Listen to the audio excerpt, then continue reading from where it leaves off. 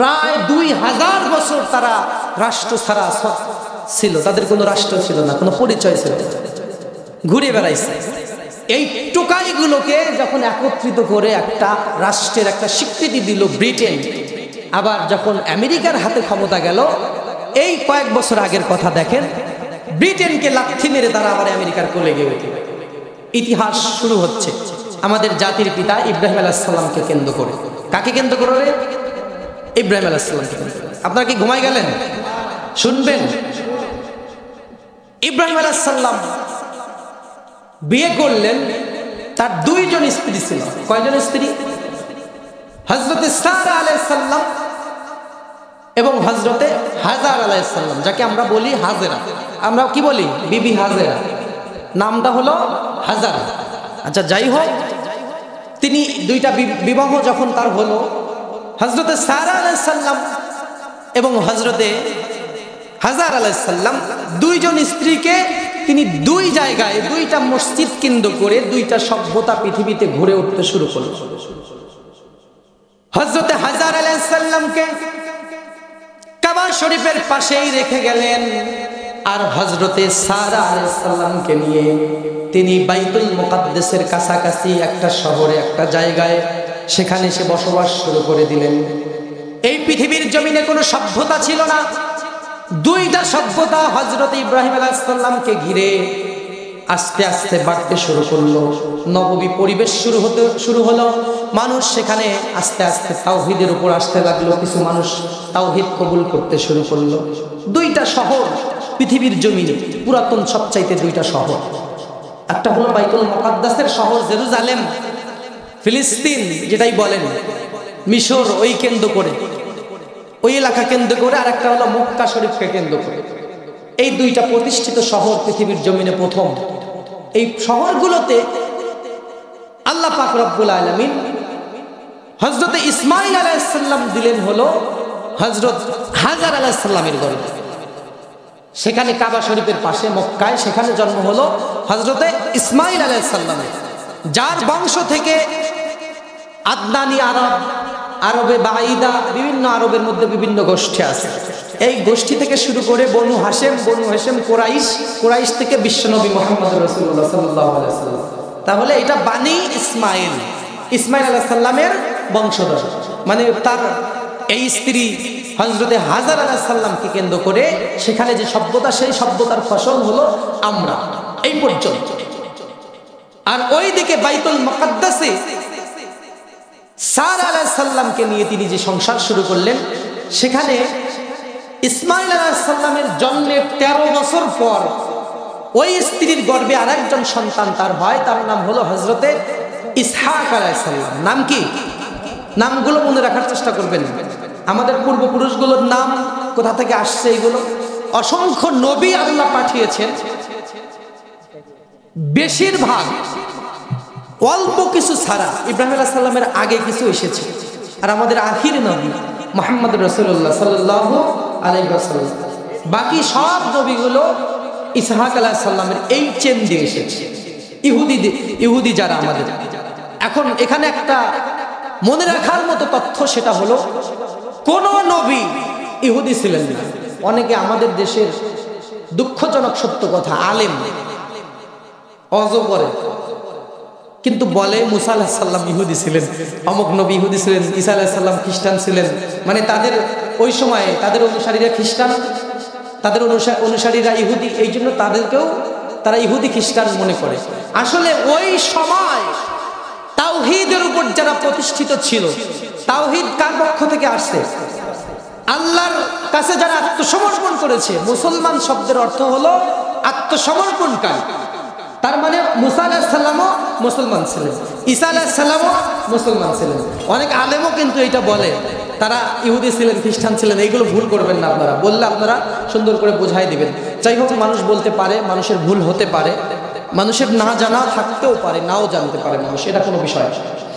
এখন হযরতে ইসহাক আলাইহিস সালামের বংশে আল্লাহ রাব্বুল আলামিন হযরতে ইয়াকুব আলাইহিস সালামকে দান করলেন।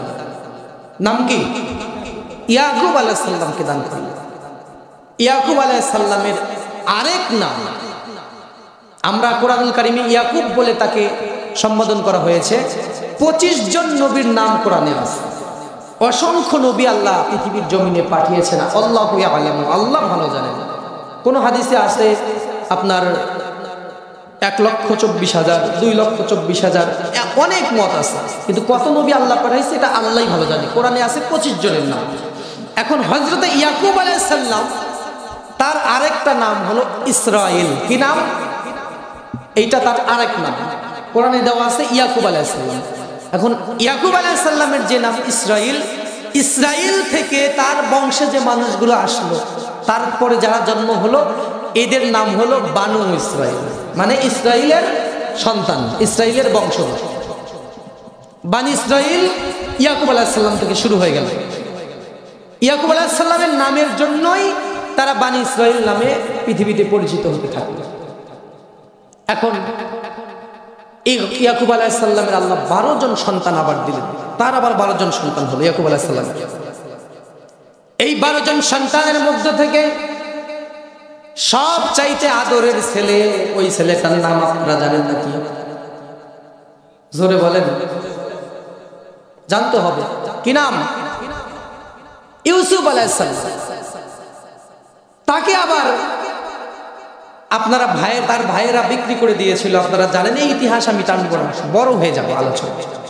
মূল আলোচনা আমি ফিলিস্তিনের ইতিহাস নিয়ে শেষ করব, আমি গোটাই নিয়ে আসছি। হযরতে ইয়াকুব আলাইহিস সালামের বংশে 12 জন, তার ঔরসে 12 জন সন্তান জমিনে আসলো। একজন ছিল হযরত ইউসুফ আলাইহিস সালাম। তার ভাইয়েরা, যাদের মধ্যে একজন আছে বেনিয়ামিন। বেনিয়ামিন এখন বর্তমান ইসরায়েলের প্রেসিডেন্টের নাম কি? Benjamin Netanyahu. ওরা এই নামগুলো কই পাইলো দেখছেন? ওদের ধর্মগ্রন্থ আগে যা ছিল, বিকৃত ধর্মগ্রন্থ, এই যে ওল্ড টেস্টামেন্ট, এগুলো থেকে তারা এই নামগুলো নেয়। এই জন্য ওর নাম হলো বেনিয়ামিন। ইয়াকুব আলাইহিস সালাম 12 জন সন্তানের মধ্যে একজন ছিল বেনিয়ামিন। এই ভাইরা তাকে বিক্রি করে দিল মিশরে। যাই হোক, তাদের মাধ্যমে মিশরে সে পৌঁছে গেল। মিশরে গিয়ে সে প্রথমে গোলাম হিসাবে, এরপরে আল্লাহ তাকে জেলে দিলেন, জেল থেকে মুক্তি দিয়ে তারপরে মিশরের বাদশাহী তাকে দান করলেন। সুবহানাল্লাহ। বাদশাহী যখন দান করলেন, বাদশাহী পাওয়ার পর, নবীরা তো দয়ালু ভাই, নবীদের মনে দয়া দেয় কে? আল্লাহ থেকে দয়া আসে। হযরতে ইউসুফ আলাইহিস সালাম তার ভাইদেরকে ক্ষমা করে দিলেন। তার বাবাকে আর তার ভাইদেরকে আবার সে মিশরে ফিরাই নিয়ে আসলেন। ওই ইয়াকুব আলাইহিস সালাম এবং তার যা সন্তান ছিল সবগুলোকে মিশরে নিয়ে আসা হলো। এইবার মিশরের মধ্যে যখন একটা সভ্যতা গড়ে উঠল, হযরত ইউসুফ আলাইহিস সালামের পরে বেশ কিছুদিন তারা শান্তিতে সেখানে বসবাস শুরু করে দিল। আল্লাহ পাক রব্বুল আলামিন কোরআনের মধ্যে জানাই দিলেন, ওয়াইন আহসানতুম আহসানতুম লিআনফুসিকুম। ইহুদিদেরকে আল্লাহ বললেন, যদি তোমরা ভালোভাবে মিশরে থাকো তাহলে থাকবে। ওয়াইন আহসানতুম আহসানতুম লিআনফুসিকুম। আল্লাহ তাদেরকে সতর্ক করে দিলেন যে যদি ভালোভাবে মিশরে থাকো তাহলে এই বাইতুল মুকাদ্দাস তোমাদের নিয়ন্ত্রণে থাকবে। বাইতুল মুকাদ্দাস তাদেরকে দান করলেন। সেইটাকে ঘিরে তারা সেখানে শাসন শুরু করলো। তারা সেখান থেকে কিছুটা অংশ, পৃথিবীর কিছু অংশ, আরবের কিছু অংশ, তারা সেখান থেকে শাসন শুরু করলো। ভালোই দিন কাটতেছিল। আল্লাহ তাদেরকে একটা সতর্কবাণী দিলেন, ওয়াইন আহসানতুম আহসানতুম লিআনফুসিকুম। এর পরের অংশে আল্লাহ বললেন, ওয়াইন উদতুম উদনা। তোমরা যেমন করবে তেমন পাবে। যদি ভালোভাবে থাকো তাহলে বাইতুল মুকাদ্দাস তোমাদেরকে দেওয়া হবে, রাজত্ব দেওয়া হবে, তোমরা ভালোভাবে বসবাস করতে পারবে। কিন্তু যখন নাফরমানি শুরু করবে, ওয়াইন উদতুম উদনা, সেই অনুযায়ী তোমাদেরকে আমি প্রতিফল দেব। হযরত ইউসুফ আলাইহিস সালামের পর তার ভাইয়েরা খুব ভালোভাবেই সেই জায়গায় বসবাস করতেছিল। আস্তে আস্তে সেই জায়গায় শিরক ঢুকে গেল। অমুক পূজা, তমুক পূজা, গরুর পূজা, বাছুরের পূজা আবার শুরু হয়ে গেল। আবার শিরকি শুরু হয়ে গেল, আল্লাহর নাফরমানি শুরু হয়ে গেল। আল্লাহ পাক তাদেরকে আবার গজব দিলেন। এইবার গজব দেওয়ার পর ফেরো নামক একটা গোষ্ঠী, তাদের ওই বাইতুল মুকাদ্দাসকে জয় করে নিল, যুদ্ধ করলো, যুদ্ধ করে তাদের বাইতুল মুকাদ্দাস থেকে তাড়াই দিল। দেখেন ঘটনাটা কত দূরে, বাইতুল মুকাদ্দাস থেকে তারা বিতাড়িত হলো। এই ফেরো কিন্তু ফেরাউন না, ফেরাউনের আগে আরো একটা ফেরো গোষ্ঠী ছিল, তারা বাইতুল মুকাদ্দাস জয় করলো। জয় করার পর তাদেরকে আবার পিটায়া তারাই দিল হলো এই ফেরাউন। ফেরাউনরা যখন আবার বাইতুল মুকাদ্দাস যখন জয় করলো, তারা যখন জেরুজালেম থেকে তারা যখন শাসন শুরু করলো, পৃথিবীর ইতিহাসে ওই সময় সবচাইতে বেশি নির্যাতন হয়েছে। আর এইটা হয়ে তবে করো, যদি নাফরমানি করো তাহলে আবার জুতা পেটা করে বাইতুল মুকাদ্দাস থেকে তাড়াবো, আল্লাহ বলে দিলেন। এরপরে তারা আল্লাহর কাছে যখন ভুল স্বীকার করে, আল্লাহর দয়া হয়ে আবার, আমি যে বললাম যে ইহুদিদেরকে আল্লাহ কত ভালোবাসতেন, দেখেন এই জাতি এত অবাধ্যতা করেছে, একটা মহাকাব্য রচনা করা যাবে। শুনতে থাকেন এরকম কত তারা নাফরমানি আল্লাহর সাথে করেছে। আল্লাহর এই ওয়ার্নিং এর পর তারা বাইতুল মুকাদ্দাস ফিরে পেল। সেখানে মাত্র 40 দিনের মধ্যেই তাদের মধ্যে কিছু লোক, সামি নামে একজন বের হলো, সে গরুর পূজা শুরু করে দিল, গোবৎস। এইভাবে বিভিন্ন পূজা শুরু করতে করতে আবার তারা আল্লাহকে ভুলে গেল, আল্লাহকে ভুলে গেল। এখন আল্লাহ তাআলা এই ভুলে যাওয়ার পর বাইতুল মুকাদ্দাস আবার আমালেকা সম্প্রদায় গিয়ে দখল করে নেয়। কোন সম্প্রদায়? আমালেকা। তখন মুসা আলাইহিস সালামকে আল্লাহ অর্ডার দিলেন যে যাও এই সম্প্রদায়ের সাথে যুদ্ধ করো, যুদ্ধ করে তোমাদের গৌরব আবার তোমরা ফিরাই নিয়ে আসো। যুদ্ধে যাবে। যুদ্ধে যাওয়ার সময় আল্লাহ তাআলার নবী মুসা আলাইহিস সালাম যখন তাদেরকে ডাক দিলেন, তখন তারা কি বলল জানেন? এই ইহুদিরা বলতেছে, ইযহাব আনতা ওয়া রাব্বুকা ফাকাতিলা ওয়া ইন্না হাহুনা কায়িদুন, তুমি এবং তোমার আল্লাহ গিয়ে যুদ্ধ করো। নাউযুবিল্লাহ। আল্লাহ দয়া করে তাদেরকে সিংহাসন দিতে চাইলেন, বাইতুল মুকাদ্দাস দিতে চাইলেন। ইহুদিরা বলল, ইযহাব আনতা ওয়া রাব্বুকা ফাকাতিলা ওয়া ইন্না হাহুনা কায়িদুন, তুমি এবং তোমার আল্লাহ গিয়ে যুদ্ধ করো, আমরা এখানে বসে থাকি। তারপরে তুমি আর তোমার আল্লাহ যখন যুদ্ধ শেষ করবে, আমরা তখন বাইতুল মুকাদ্দাসে গিয়ে বসবো। ইহুদিদের ভাষ্য, এটা কোরআনে দেওয়া আছে। হযরতে মুসা আলাইহিস সালাম যখন এই কথা শুনতে পেলেন, আল্লাহর কাছে আবার ফরিয়াদ জানালেন। মুসা আলাইহিস সালাম তাদের জন্য আবার বদদোয়া করলেন। তাদের জন্য শুরু হয়ে গেল আবার শাস্তি। 40 বছর পর্যন্ত তারা তিহ উপত্যকায় ঘুরতে শুরু করলো। সকাল থেকে সন্ধ্যা পর্যন্ত হাঁটে সেই এলাকা থেকে বের হয়ে যাওয়ার জন্য। আবার সন্ধ্যার সময় গিয়ে দেখে যেই জায়গায় থেকে সকালে রাস্তা হাঁটা শুরু করেছে, সন্ধ্যায় গিয়ে ওই জায়গায় আবার উপস্থিত হয়। আবার পরের দিন সকালে হাঁটা শুরু করে, আবার হাঁটতে হাঁটতে সন্ধ্যাবেলায় যখন পৌঁছায়, সন্ধ্যাবেলায় তাকায় দেখে সকালবেলা যেখান থেকে যাত্রা শুরু করেছিল ওই জায়গায় এসে পৌঁছেছে। এই শাস্তি আল্লাহ তাদেরকে দিলেন। আবার ওই যে মুসা আলাইহিস সালাম ডাক দিলেন, তারা বললেন, ইযহাব আনতা ওয়া রাব্বুকা, তুমি এবং তোমার আল্লাহ গিয়ে যুদ্ধ করো, আমরা যুদ্ধ করবো না। আজকে এমন লোক আমাদের সমাজে, আমাদের দেশে, বাংলাদেশে আছে না নাই? তারা যেখানে রিস্ক আছে ওই জায়গায় যেতে চায়। আওয়ামী লীগের সময়ে অনেকে আছে ইসলামী আন্দোলন করে, জামায়াত ইসলাম করে, তারা পালায় পালায় থাকতো, মসজিদে থাকতো, কেউ সরিষার খেতে, ধানের খেতে থাকতো। আর আমরা বেশিরভাগ মানুষ শুধু চিন্তা করতেছিলাম যে ওরা আগে যাক, ওরা আগে মরুক, ওরা আগে যুদ্ধ করুক, তারপরে যখন স্বাধীন হয়ে যাবে তখন। 5ই আগস্ট 24 সালে এর আগের অবস্থা দেখছেন, কেউ আগাতো না। যখন হাসিনা সরকার পালাই গেল, সবাই রাস্তায় নেমে আসে। আমার মুরগি ছোট ডিম পারে, বড় ডিম দেয় না, আমি অধিকার চাই এই ডিমের। কারণে অকারণে রাস্তায় নেমে আসে। আনসার লীগ তাদের বেতন বাড়ানো লাগবে, শিক্ষকরা আবেদন করতেছে। এতদিন কইছিল, ঠিক কিনা কোন? যার যা আবদান নিয়ে তারা বের হয়ে গেল। ওই সময় হযরতে মুসা আলাইহিস সালামের জামানায় তারাও বলেছিল, ইযহাব আনতা ওয়া রাব্বুকা ফাকাতিলা, তুমি এবং তোমার আল্লাহ গিয়ে যুদ্ধ করো, আমরা এখানে বসে থাকি। ওয়া ইন্না হাহুনা কায়িদুন, আমরা এখানে বসে থাকবো, তোমার আর তোমার আল্লাহর যুদ্ধ শেষ হলে তারপরে আমরা যাব। ওরা আগে আল্লাহকে দিয়ে যুদ্ধ করে পরে ওরা যাবে। আল্লাহ পাক তাদের এই শাস্তি দিলেন। এই শাস্তি দেওয়ার পর 40 বছর পর আবার আল্লাহ তাদের প্রতি রহম করলেন। দেখেন কয়বার হল, আবার আল্লাহ আবার দয়া করলেন তাদের। আল্লাহ পাকের দয়া এসে গেল। হযরতে মূসা আলাইহিস সালাম এতদিনে ইন্তেকাল করেছেন, মূসা আলাইহিস সালাম চলে গেছেন।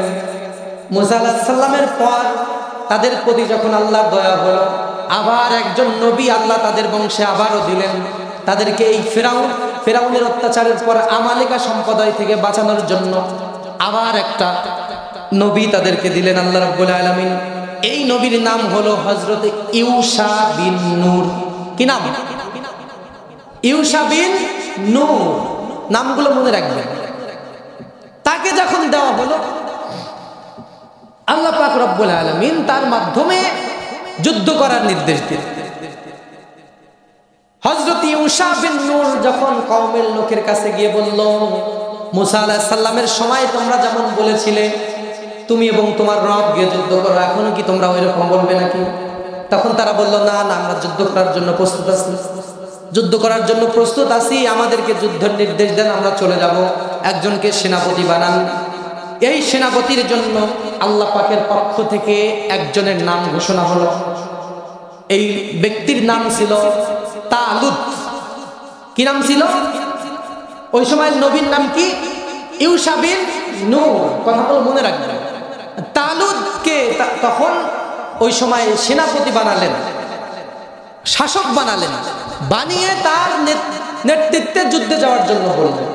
এখন বনী ইসরাইলের মধ্যে কিছু কিছু লোক বেঁকে বসল। তালুতের কোনো সম্পদ ছিল না। তালুতের সম্পদ না থাকার কারণে তারা বলল, এমন লোককে আল্লাহ নেতা বানাই দিল যেই লোকের ধন সম্পদ নেই। আল্লাহ পাক বললেন, নেতা হওয়ার জন্য যে দুইটা যোগ্যতা লাগে, ওই দুইটা যোগ্যতা তালুতকে দেওয়া হয়েছে। একটা হলো শারীরিক শক্তি, আর একটা হলো ইলম, আর একটা হলো বুদ্ধি, প্রজ্ঞা, মানে মেধা আর শক্তি। এই দুইটা লাগে নেতা হতে। কয়টা লাগে?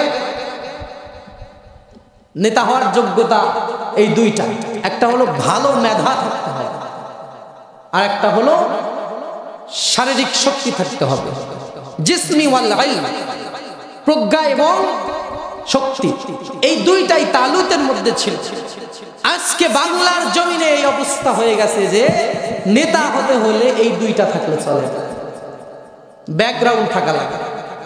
আমি একটা কথা বলবো, আপনারা রাগ করবেন না তো?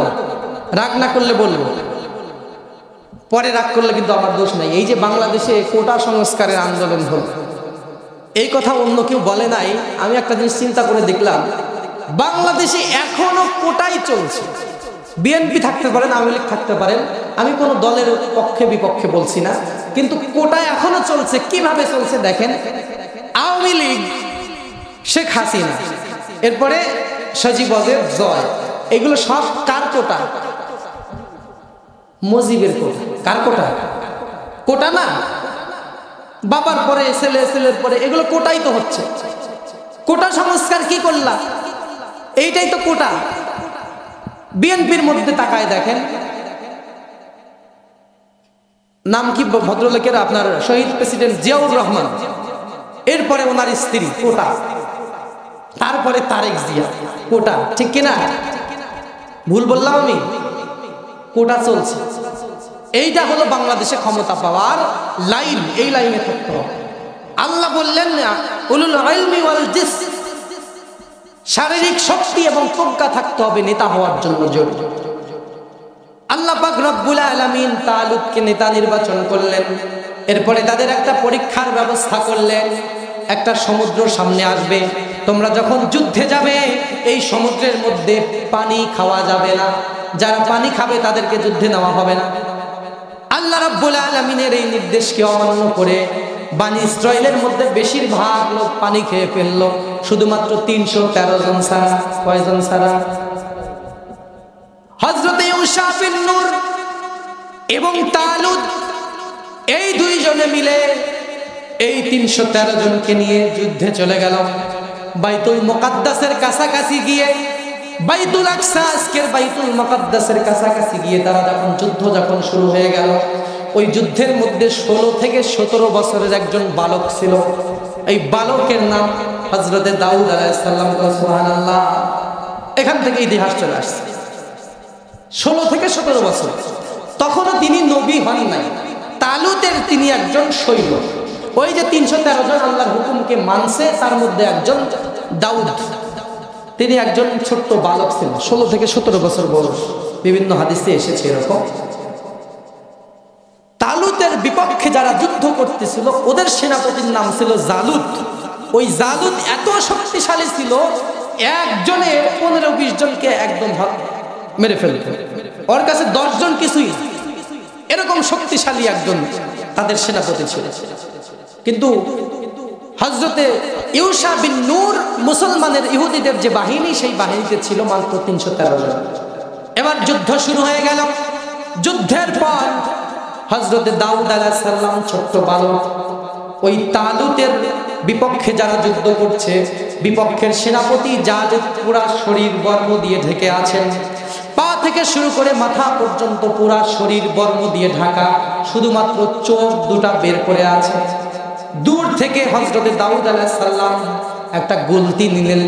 এই গুলতি দিয়ে এমন ভাবে নিশানা লাগালেন, সব জায়গা ভেদ করে শুধুমাত্র একটু ফুটা ছিল শরীরের মধ্যে, চোখের জায়গায়। ওই চোখের মধ্যে আঘাত করে দুনিয়া থেকে জালুতকে বিদায় করে দিলে। এত তীক্ষ্ণ নিশানা তার ছিল, পুরো শরীর ঢাকা, কোনো জায়গায় ফাঁকা নাই, বর্ম দেওয়া, লোহার বর্ম দিয়ে ঢাকা, শুধুমাত্র চোখের একটা জায়গা ফাঁকা। 16 থেকে 17 বছরের বালক দাউদ আলাইহিস সালাম যখন এই দূর থেকে এটা নিক্ষেপ করে, গুলতি নিক্ষেপ করে চোখ ভেদ করে চোখ সহ বের হয়ে গেল, আর সে ওখানে পড়ে মারা গেল।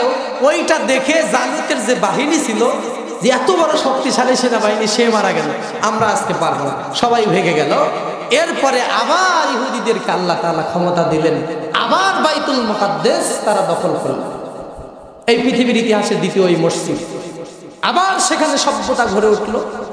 ওই যে দাউদ আলাইহিস সালামের যে সাহসিকতা ছোট্ট বয়সে, ওইটা দেখে তাকে সেই সমাজে আল্লাহ তাআলা নবী বানানোর আগেই সমাজের মানুষ তাকে একটু মান দেওয়া শুরু করলো। সমাজের মানুষ তাকে গণ্যমান্য বলে স্বীকার করে নিল যে এই ছেলেটা এত মেধা, এত বুদ্ধি, এত সুন্দর, কর্মচঞ্চল। এরপরে আল্লাহ পাক তাকে নবী বানালেন। শেষ করে দেবো ভাইরা, ইতিহাসটা এই ইসরায়েল পর্যন্ত এসেই শেষ করে দেবো। আয়াতগুলো আমি বলেছি সংক্ষেপে, ইসরায়েলের ইতিহাসটা নিয়ে এসেই শেষ করবো, 10 মিনিটের মধ্যে শেষ করবো, কেউ উঠবেন না দয়া করে। আপনাদের এই তথ্যগুলো নতুন মনে হচ্ছে নাকি? এই তথ্যগুলো কিন্তু 5000 বছর আগে, 4000 বছর আগে। এই যে আয়াতটা 96 নাম্বার, 96 নাম্বার, ইন্না আউওয়ালা বাইতিন বুদিয়া লিন-নাস, এই আয়াতের আলোকে আমি এগুলো নিয়ে এসেছি। এরপরে আল্লাহ রাব্বুল আলামিন দাউদ আলাইহিস সালামকে নেতা বানাইলেন। দাউদ আলাইহিস সালাম নবী হলো। এরপরে কিছুদিন 40 বছর সে শাসন করলো এই জেরুজালেম থেকে। এরপরে তার ঔরাসে আল্লাহ তাআলা সুলাইমানকে দান করলেন। কাকে দান করলেন? এরপরে সুলাইমান আলাইহিস সালাম আসলেন। পৃথিবীর ইতিহাসে আজ পর্যন্ত এত ক্ষমতা আল্লাহ কাউকেই দেয় নাই, যত শক্তি আর সামর্থ্য আল্লাহ সুলাইমান আলাইহিস সালামকে দিয়েছিলেন। সুবহানাল্লাহ। তার একটা দোয়া কোরআনুল কারীমে বলা আছে, রব্বি হাবলি মুলকান লা ইয়ামবাগি লি আহাদ, আল্লাহ আমাকে এমন রাজত্ব দিন যেই রাজত্ব আপনি আর কাউকে কিয়ামত পর্যন্ত দিবেন না। তিনি এমন রাজত্ব আল্লাহর কাছ থেকে চেয়ে নিয়েছিলেন। এইবার ইহুদিরা আবার বাইতুল মুকাদ্দাস দখল করলো। হযরত সুলাইমান আলাইহিস সালাম সেখানে শাসক নির্বাচিত হলো। এরপরে আবার শাসন শুরু করে দিল, ভালোভাবেই চলছিল। এমন ক্ষমতা, এমন পাওয়ার আল্লাহ সুলাইমান আলাইহিস সালামকে দিলেন, চোখের পলকে এক জায়গা থেকে যায় নামাজে বসলে আর এক জায়গায় নিয়ে যাওয়া হতো। জিনরা তার অনুগত ছিল। ওই সময়ে একজন মহিলা রানীর সিংহাসন সহ চোখের পলকে একটা জিনকে বলার সাথে সাথে চোখের পলকে সিংহাসন উড়াই নিয়ে আসে, চোখের সামনে রাখছে। এত পাওয়ার তার ছিল। এখন কি আপনি এই পিরোজপুর শহর থেকে একটা জিনিস চোখের পলকে নিয়ে এসে হাজির করতে পারবে কোনো নেতা? আল্লাহ তাআলা তার দোয়া কবুল করেছিলেন, রব্বি হাবলি মুলকান লা ইয়ামবাগি লি আহাদ, এমন রাজত্ব আমাকে দাও আল্লাহ, যেই রাজত্ব তুমি ইতিপূর্বে কাউকে দাওনি, আবার ভবিষ্যতেও কাউকে দিবা। এর মানে এই রকম পাওয়ার আর কারো থাকবে না যে চোখের পলকে একটা জিনিস আরেক জায়গা থেকে আরেক জায়গায় নিয়ে যাবে। এই ক্ষমতা আল্লাহ সাল্লাল্লাহু আলাইহি ওয়াসাল্লামকে দিয়েছিলেন। তাহলে দেখেন এতবার ইহুদিদের প্রতি দয়া করা হলো, সর্বশেষ হযরত সুলাইমান আলাইহিস সালামের মৃত্যু হয়ে গেল, কিছুদিন ভালোভাবে চললো, আবার বনী ইসরাইল শুরু করে দিল, তাদের আগের কর্মে আবার ফিরে গেল। আল্লাহ তাআলা কিন্তু প্রথমেই তাদেরকে রাজত্ব দেওয়ার সময় বলছেন ওয়াইন উদ্তুম উদনা, যদি ভালোভাবে থাকো থাকতে পারবে, আর যদি বেয়াদবি করো তাহলে জুতা পেটা করে আবার তারাই দেবে। তখন আবার তারা শুরু করলো, আবার অন্য সম্প্রদায় আইসা এই বাইতুল মুকাদ্দাস আবার দখল করে নিল, ফিলিস্তিনের এই মসজিদ। আবার তারা রাজত্ব হারা হলো, আবার ছিন্ন ভিন্ন হয়ে ঘোরা শুরু করলো।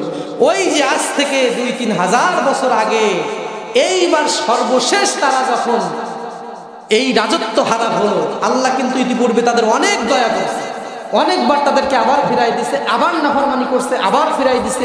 সর্বশেষ এইবার যখন তাদেরকে বিতাড়িত করলেন, এরপরে হযরত সুলাইমান আলাইহিস সালামের পরে দীর্ঘদিন তারা নির্যাতিত হতে থাকলো।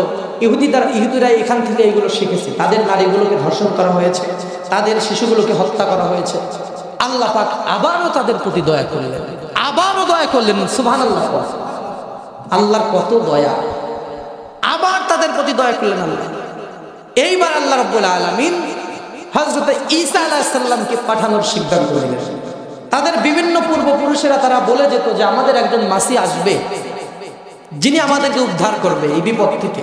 আমরা অত্যাচারিত হচ্ছি, আমরা মার খাচ্ছি, আমরা ফিলিস্তিনের এই বাইতুল মুকাদ্দাস থেকে বিতাড়িত হয়েছে। এই বাইতুল মুকাদ্দাস ফিরায় দেওয়ার জন্য একজন মাসিহ মানে উদ্ধারকর্তা আবারও আসবে, এইটা তারা শুনছে। কিন্তু যখন আল্লাহ এই মাসিহকে পাঠালেন হযরত ঈসা আলাইহিস সালামকে, আমি কিন্তু সব সংক্ষিপ্ত করছি, 5000 বছরের ইতিহাস 1.5 ঘন্টায় পড়া লাগবে, তাহলে বিস্তারিত বলা যাবে। তাহলে হযরত ঈসা আলাইহিস সালামকে আবার যখন আল্লাহ পাঠালেন, তারা জানতো যে আমাদের আরেকজন মাসিহ আসবে, কিন্তু যখন আসলেন ওই সময় এই বেয়াদবগুলো ঈসা আলাইহিস সালামকে চিনতে পারল না। এই যে সূরা আল ইমরান 35 নম্বর আয়াতে এই সূরায় বলা হয়েছে, আল্লাহ রাব্বুল আলামিন হযরত ঈসা আলাইহিস সালামকে ইমরানের স্ত্রীর গর্ভে তার মাকে দিয়েছিলেন, মারিয়াম আলাইহিস সালাম। মারিয়াম আলাইহিস সালামের স্বামী ছিল না, এই স্বামী না থাকার কারণে হযরত ঈসাকে তারা জারজ সন্তান বলে বলা শুরু করলো। নাউজুবিল্লাহ। ঈসা ইবনে মারিয়ামকে আল্লাহ পাঠালেন কি জন্য? তাদের উদ্ধার করার জন্য। আর তারা সেইটাকে চিনতে না পেরে তাকে জারজ সন্তান বলা শুরু করলো। এরপর আবার তাদের সেই আচরণ শুরু হয়ে গেল। আবার ঈসা আলাইহিস সালামকে ধরে তারা হত্যা করার জন্য শুরু করলো প্রচেষ্টা, ক্রুশবিদ্ধ করলো, ক্রুশবিদ্ধ করে হত্যা করার সিদ্ধান্ত নিল। কিন্তু আল্লাহ পাক রব্বুল আলামিন বাররাফাহুল্লাহ, আল্লাহ পাক তাকে ইজ্জত দিয়ে আকাশে তুলে নিলেন। সুবহানাল্লাহ, তুলে নিলেন। কিন্তু তারা চিন্তা করলো যে আমরা মেরে ফেলেছি, এটা জারজ সন্তান ছিল। তার মানে ওরা ওদের মাসিহকে চিনতে পারলো না। আল্লাহর সর্বশেষ এই দয়ার পর এদের প্রতি আল্লাহ আবারও ক্ষুণ্ণ হলেন। ওরা আবার সেই নির্যাতিত থাকলো, আবারও মার খাতে শুরু করলো। এই পৃথিবীর ইতিহাস থেকে তারা হারায় গেল। তারা বিভিন্ন রাজ্যে, বিভিন্ন এলাকায়, কেউ মদিনায় গেল, কেউ খায়বারে গেল, তাদের ইতিহাসে এইভাবে চলে আসছে। রাসূল সাল্লাল্লাহু আলাইহি সাল্লামের সময় এসে তখন আল্লাহ পাক আবারও তাদের প্রতি দয়া করলেন। সুবহানাল্লাহ, আবারও দয়া করলেন। চিন্তা করা যায় কতবার আল্লাহর নাফরমানি এই ইহুদি করেছে, এই বনী ইসরাঈলেরা। আল্লাহ পাক কতবার তাদের দয়া করেছে। সর্বশেষ দয়া আল্লাহ তাদের জন্য, সর্বশেষ এলান বিশ্ব নবীকে দেওয়ার পর বলল, যদি তোমরা বিশ্ব নবীর আনুগত্য করো, যদি তাকে গ্রহণ করো, তাহলে তোমাদের পাপগুলো আমি ক্ষমা করে দেব। আর যদি গ্রহণ না করো, এইটাই তোমাদের জন্য সর্বশেষ সুযোগ। কিন্তু এখানে তারা বলল যে আল্লাহ সব নবীকে আমাদের বংশে পাঠাইলো, কিন্তু আখিরি নবীকে আল্লাহ কেন? ওই যে শুরুতে বলেছিলাম, মনে আছে, হযরত হাজার আলাইহিস সালামের গর্ভে ইসমাঈল আলাইহিস সালাম, ওই চেনে আর নবী নাই, সব বন্ধ। সব নবী এই ইহুদিদের এই চেনে আল্লাহ দিয়েছিলেন, ইসহাক আলাইহিস সালামের চেনে, ইয়াকুব আলাইহিস সালামের চেনে। তারা এবার বেঁকে বসলো, সব নবী আল্লাহ আমাদের চেনে দিল, আমাদের বংশে দিল, যেটা সর্বশেষ শ্রেষ্ঠ নবী, এইটা কেন আল্লাহ হাজার, ওই যে ইসমাঈল ইব্রাহিম আলাইহিস সালামের অন্য স্ত্রী হাজার আলাইহিস সালাম, তাকে তারা দেখতে পারত না, এই জন্য তাদেরকে বলল, কেন আল্লাহ ওই ছেড়ে দিল? তারা বেঁকে বসলো, তারা অস্বীকার করলো রাসূল সাল্লাল্লাহু আলাইহি ওয়াসাল্লামকে, নাউজুবিল্লাহ। অস্বীকার করার পর সর্বশেষ আল্লাহ তাআলা তাদের আবার লানত দিয়ে পৃথিবীর জমিনে বিক্ষিপ্ত কণার মতো বিভিন্ন জায়গায় তারা ঘুরতে শুরু করলো। এই যে আমি শুরু করেছিলাম, এই 2-3 হাজার বছরের মধ্যে কিন্তু বাইতুল মুকাদ্দাসে তারা আসতে পারে না, আসতে পারে না। কি জন্য? আল্লাহ ওই যে শুরুতে বলে দিয়েছিলেন, ওয়াইন উদ্তুম উদনা, যদি ভালো থাকো তাহলে বাইতুল মুকাদ্দাস দেব, আর যদি বেয়াদবি করো তারাই দেবে। সর্বশেষ তারা যখন মদিনায়, মক্কায় কিছু কিছু ছিটে ফোঁটা ছিল, আল্লাহ পাক রব্বুল আলামিন রাসূল সাল্লাল্লাহু আলাইহি ওয়াসাল্লামকে মদিনায় হিজরতে পাঠালেন।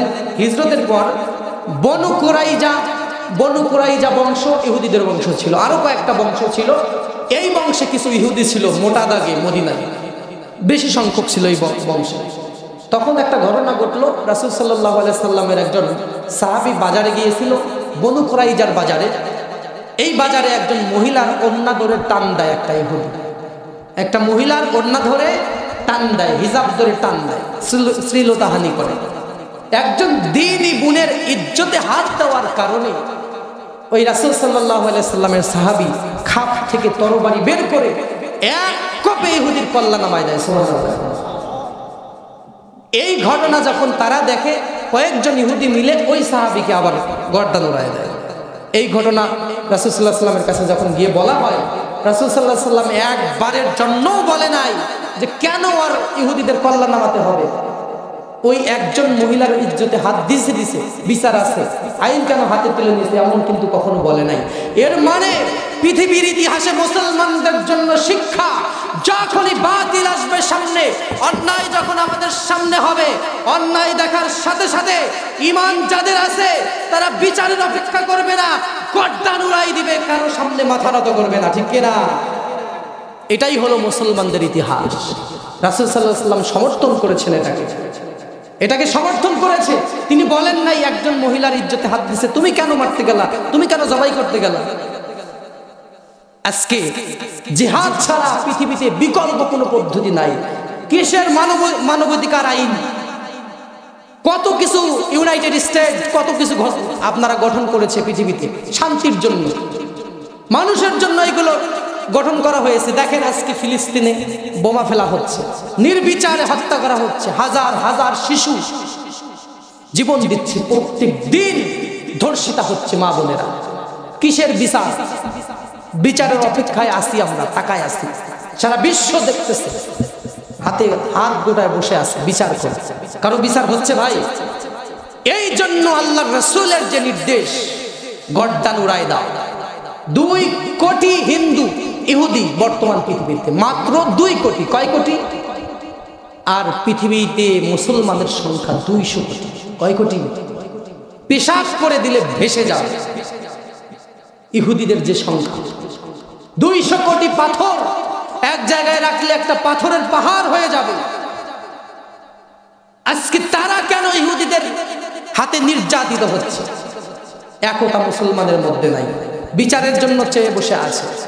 দোয়া করে যদি সমাধান হতো, তাহলে আল্লাহর রাসূলের চাইতে আর ভালো দোয়া করা কেউ জানে নাকি? তিনি জীবনে কতগুলো যুদ্ধ করেছে, ইতিহাস পড়েন, ইতিহাস পড়তে হবে আপনাদেরকে। দোয়া করে যদি সমাধান হতো মুসলমানদের সমস্যাগুলো, তাহলে রাসূল সাল্লাল্লাহু আলাইহি সাল্লামের চাইতে ভালো দোয়া আর কেউ জানতো না। সে দোয়া করেই সমস্যার সমাধান করত, কিন্তু সে বর্ম পরে তরবারি নিয়ে যুদ্ধ করেছে। মুসলমানেরা জান্নাত খুঁজেছে তরবারির ছায়া তলে। আজকে আমরা জান্নাত খুঁজি তসবির দানায়, ঠিক না? জান্নাত তসবির দানার মধ্যে নাই, তরবারির ছায়া তলে জান্নাত। পৃথিবীর ইতিহাস থেকে শিক্ষা নিন। এখন এই ইহুদিদের কথা আমি এইটা বলেই শেষ করব। আল্লাহ তাআলা সর্বশেষ তাদের বলে দিলেন, ঘোষণা দিয়ে দিলেন। ও এরপরে আল্লাহ রাব্বুল আলামিনের রাসূল, ওই যে হত্যা করা হয়েছে একজন দিনী বোনের ইজ্জতের জন্য, ওই জায়গায় বনু কুরাইজাদেরকে পিটায়া কিছু মানুষকে হত্যা করলেন, আর কিছুকে মক্কা থেকে, মদিনা থেকে তাড়াই দিলেন। আবার খয়বারে কিছু ইহুদি ছিল, হযরতে আলীর সময় এসে রাসূল সাল্লাল্লাহু আলাইহি সাল্লামের নির্দেশ দেওয়া ছিল, তিনি ইন্তেকালের পরে হযরতে আলীর হাতে খয়বার জয় হলো। আলীর নেতৃত্বে সেখান থেকে ইহুদিরা বিতাড়িত হলো। তার মানে পৃথিবীর কোথাও আর ইহুদিরা মোটা দাগে থাকলো না। অল্প অল্প করে দুই একটা করে ইহুদি পৃথিবীর বিভিন্ন জায়গায় বসবাস করা শুরু করলো। তারা এইভাবে ঘুরতে থাকলো প্রায় 1500-2000 বছরের মতো। এই ঘুরতে ঘুরতে 1913 প্রথম বিশ্বযুদ্ধ হয় কয় সালে? 13 সালে মনে হয়। 1919 সালে। এই 1919 সালে, মাত্র 100 বছর আগের কথা বলতেছে। এতদিন কিন্তু তারা ওই যে আল্লাহর লাআনতে তারা ঘুরতেছে পৃথিবীর বিভিন্ন জায়গায়। আমি কিন্তু 5000 বছর থেকে 1919 সাল পর্যন্ত নিয়ে আসছি। আর কয়েক মিনিট লাগবে, থাকবেন তো ইনশাআল্লাহ? রাগ করলেন আপনারা? রাগ করবেন না, দোয়া করে তারপরে যাবেন। এখন 1919 সালে এসে যখন প্রথম বিশ্বযুদ্ধ হলো, এই প্রথম বিশ্বযুদ্ধে ব্রিটেনের হাতে ক্ষমতা গেল, পৃথিবীর নিয়ন্ত্রণ গেল। এই ব্রিটেন পৃথিবীতে ইসরায়েল নামে একটা রাষ্ট্র প্রতিষ্ঠা তারা করার চেষ্টা করলো, ইহুদিদেরকে এক জায়গায় করে। এই বেয়াদবগুলোকে আবার এক জায়গায় নিয়ে এসে তাদের একটা পরিচয় দিল, ইসরায়েল নামক একটা রাষ্ট্র বানালো। যাদের হাত ধরে ইসরায়েল রাষ্ট্র হলো, পরবর্তীতে দ্বিতীয় বিশ্বযুদ্ধের পর যখন ব্রিটেন ক্ষমতা থেকে চলে গেল, পৃথিবীতে সুপার পাওয়ার বলে আমেরিকা এসে উঠলো, তখন এই ইসরায়েল, দেখেন ইহুদি, এদের খাসলত এখনো যায় না। এরা ব্রিটিশকে লাথি মেরে আবার আমেরিকার কোলে গেল। দেখছেন, সুবিধাবাদী জিন্দাবাদ। ব্রিটিশকে তারা, ব্রিটিশের অনেক বড় বড় নেতাকে, অনেক বড় বড় গোয়েন্দা সংস্থার লোককে ইসরায়েল হত্যা করেছে। আমেরিকা করাইছে ইসরায়েলকে দিয়ে একটা শিশুর মতো আমেরিকা তাদের আবার পালতে শুরু করলো। এখন আমেরিকার জন্য মেসেজ, স্পষ্ট সতর্কবার্তা, ইহুদিদের ইতিহাস আপনি পড়ুন। আমেরিকাকে পেলে পুষে শিশু থেকে আপনি যে শাবক বানিয়েছেন, সারা বিশ্বের যে বিস্ফোরা আপনি বানিয়েছেন, এই ইসরায়েল একদিন আপনার জন্য বিস্ফোরা হয়ে যাবে, ঠিক কিনা? অল্প কিছুদিন দেরি করেন, আপনাকে লাথি মেরে দিয়ে ইসরায়েল আপনার জায়গায় যাইতে চাইবে। এটাই হলো তাদের খাসলাত। 5000 বছর ইতিহাস আছে তাদের, ইতিহাসগুলো পড়তে হবে। আমেরিকার জন্য এই কথা, তারা অস্ত্র দিয়ে, তেল দিয়ে, বিভিন্ন রকম অর্থ দিয়ে সহযোগিতা করতেছে। আরব দেশগুলো এমন ভাবে নিয়ন্ত্রিত, তারা শুধু ডলারে তেল বিক্রি করে, ডলারে তেল দেয়। আমার কাছে এটা আছে, মনে করেন আপনি এটা আমার কাছ থেকে নিচ্ছেন, নিয়ে আমাকে ডলার দিচ্ছেন, তেল আমার কাছে আছে, এটা আপনার ডলার, আপনার ডলার আমাকে দিলেন, আমি আপনাকে তেল দিলাম। আপনি তেলটা নিয়ে বাংকারের মধ্যে জমা করে রাখলেন, আর ডলার যেগুলো আমার কাছে দিলেন, এই ডলারটা এখন আমি কি করব? এখন আমেরিকা বলতেছে তোমার পাশে ইরান আছে, অমুক আছে, তমুক আছে, যুদ্ধ লাগতে পারে, অস্ত্র কেন? অস্ত্র কেনার জন্য আবার আমার কাছে, আপনার কাছে আমার যাওয়া লাগে। যে ডলার তারা দিচ্ছে, ওই ডলার তারা আবার ফেরত নিচ্ছে, বিনিময়ে কিছু তেল ওরা পাচ্ছে। এইভাবে নিয়ন্ত্রিত হচ্ছে পুরো আরব বিশ্ব। সবাই হা করে তাকিয়ে আছে।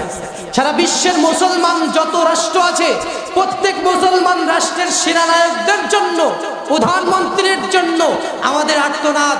আমরা দিলের গভীর থেকে তাদেরকে জানাতে চাই, আপনারা হাসরের ময়দানকে ভয় করুন। ইসরায়েলকে দেখে ভয় পেয়ে ফিলিস্তিনের কাছে এসে আপনারা দাঁড়াচ্ছেন না। আজ বাদে কাল ফিলিস্তিনকে শেষ করে দিলে আপনাদেরকে আক্রমণ করতে ইসরায়েল দ্বিধাবোধ করবে না, ঠিক কিনা? এরা বিস্ফোরা, এই বিস্ফোরা কেটে ফেলতে হবে। শরীরের যে জায়গায় ক্যান্সার হয়, ওই জায়গা অপারেশন করে বাদ দিতে হয়, না হলে পুরো শরীরে ক্যান্সার হয়ে যায়। আরব বিশ্বে ইসরায়েল একটা ক্যান্সার। আরব বিশ্বের নেতারা এই ক্যান্সারকে পেলে পুষে বড় করতেছে। আজকে ফিলিস্তিনকে আক্রমণ করছে, 2 দিন পর দেখবেন তাদেরকেও আক্রমণ করবে। এইগুলো থেকে আমাদের বের হয়ে আসতে হবে। এটাই হলো ইহুদিদের সংক্ষিপ্ত ইতিহাস। যেহেতু আজকে আমার আয়াতের তাফসিরের বিষয় ছিল ইব্রাহিম আলাইহিস সালাম এবং ইহুদিদের এই ইতিহাস, এই কথাগুলো আমি আপনাদের সামনে বললাম। আমার বলা বক্তব্যের মধ্যে যদি কোনো ভুল হয়ে থাকে, আপনারা অবশ্যই ক্ষমা সুন্দর দৃষ্টিতে দেখবেন ইনশাআল্লাহ। সবাই আমার জন্য দোয়া করবেন। আপনাদের সবার জন্য একটা অনুরোধ আমার, আল্লাহ পাক রব্বুল আলামিন কোরআনটাকে দিয়েছেন আপনাদেরকে পড়ার জন্য, আমাকে পড়ার জন্য, কিন্তু আমরা এসে কি করছি? এই যে তাফসীর কোরআন মাহফিল হলো, এটা ভালো লাগলো। আমরা একটা উদাহরণ দিয়ে শেষ করব। আপনি ভারতে বেড়াতে গেছেন অথবা বিদেশে কোথাও বেড়াতে গিয়েছেন, আপনাকে একজন ম্যাপ লিখে দিচ্ছে যে এখান দিয়ে এখানে যাবে, এখান দিয়ে এখানে যাবে। আপনি ওই ম্যাপটা যদি পকেটে রাখেন তাহলে আপনি রাস্তা ভুল করার সম্ভাবনা আপনার বেশি না কম? রাস্তা ভুল করতে পারেন যেহেতু ম্যাপ আপনি দেখতেছেন, ম্যাপটা পকেটে রাখছেন। এই কোরআনটাকে আল্লাহ তাআলা ম্যাপ বানায়া দিয়েছেন আপনার জন্য। আপনি কোরআন পড়বেন না, আপনি পৃথিবীতে অবশ্যই ভুল করবেন। কোরআনটা আপনাকে পড়তে হবে, কোরআন দিয়ে জীবন সাজাতে হবে। আসুন কোরআন পড়ি, নিজেদের সন্তানগুলোকে কোরআন পড়াই, নিজেদের সন্তানগুলোর মাথায় ইসলামী কালচার ঢুকাই দেই। আমি আর আপনি মারা গেলে এই যে মসজিদের ইমাম সাহেব এসে যদি জানাজায় দাঁড়ায় যায়, আমার সন্তান যদি আমার জানাজায় ইমামতি না করতে পারে, এর চাইতে বড় দুঃখ আর আছে নাই? আপনি জানেন আপনার সন্তানের কি অবস্থা, সে আপনার জানাজা করতে পারবে কিনা, এটা আপনি ভালো করেই জানেন। এবং সবচাইতে